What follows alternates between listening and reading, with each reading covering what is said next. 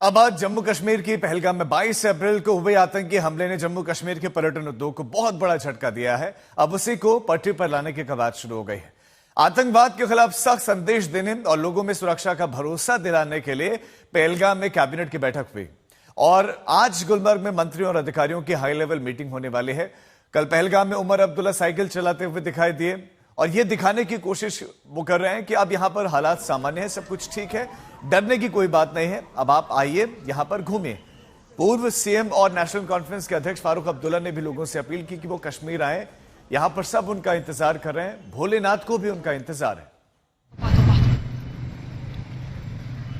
मैं सारे वतन के लोगों से कहना चाहता हूं, हमें बेहद अफसोस है जो हुआ, मगर हमने नहीं किया। आप जानते हैं किन ने किया, मगर आइए, वापस आइए, हम आपका इंतजार कर रहे हैं। हम ही नहीं बल्कि यहाँ पे भोलानाथ है, अमरनाथ जी की यात्रा होने वाली है। ज्यादा से ज्यादा आइए, हर तरफ से आइए कि अपने घर जब जाएंगे आप उनको बताएंगे कि उसने कितनी खूबसूरती दी है और किस तरह लोग यहाँ उनका इंतजार कर रहे हैं। पहलगाम की वेस्टर्न घाटी में आतंकी हमले में मारे गए 26 लोगों की याद में जम्मू कश्मीर सरकार एक स्मारक बनाएगी और कैबिनेट की बैठक के बाद मुख्यमंत्री उमर अब्दुल्ला ने इसका ऐलान किया। उस कैबिनेट मीटिंग में यह फैसला हुआ है कि पीडब्ल्यूडी डिपार्टमेंट को ऑथराइज किया हुआ है कि फौरी तौर वो इन प्रिंसिपल अप्रूवल जो है इस मेमोरियल के लिए दें। हम अब इसके लिए कुछ लोगों से अब सजेशंस मांगेंगे कि किस तरह का होना चाहिए ताकि एक शानदार लेकिन बड़ा टेस्टफुल एक वहाँ मेमोरियल उन 26 लोगों के लिए बने, एक हमेशा के लिए यादगार के तौर पे। वो मैं आपके साथ शेयर करना चाहता था। हमारे संवाददाता मीर फरीद इस खबर पर हमारे साथ है। मीर फरीद, ये अच्छी पहले कही जाएगी कि खुद मुख्यमंत्री उस जगह पर जा रहे हैं जहां पर हमला हुआ, फिर मेमोरियल बनाना और सेफ और सिक्योर है माहौल, ये बताना बहुत जरूरी है। उसी के बाद पर्यटन बढ़ेगा वहां।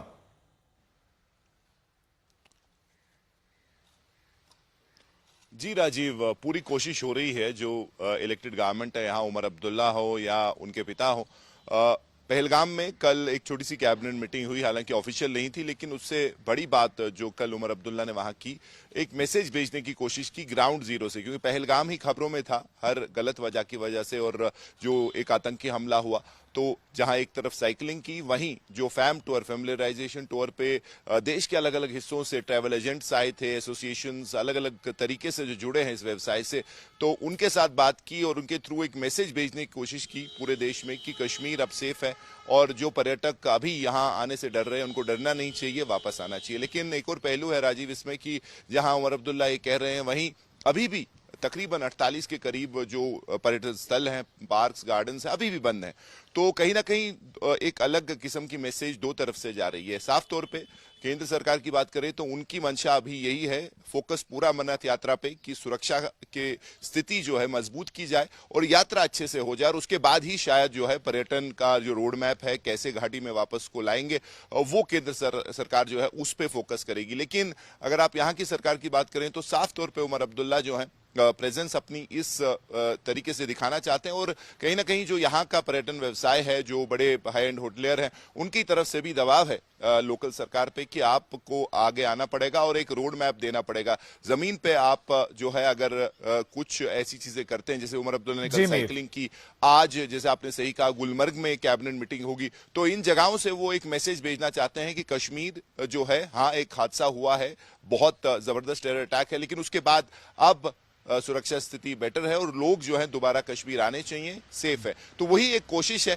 लेकिन देखना है आप कि कितने कामयाब होते हैं और कितना साथ जो है केंद्र सरकार का फिलहाल उनको मिलता है। जी बहुत शुक्रिया आपका इस तमाम जानकारी के लिए।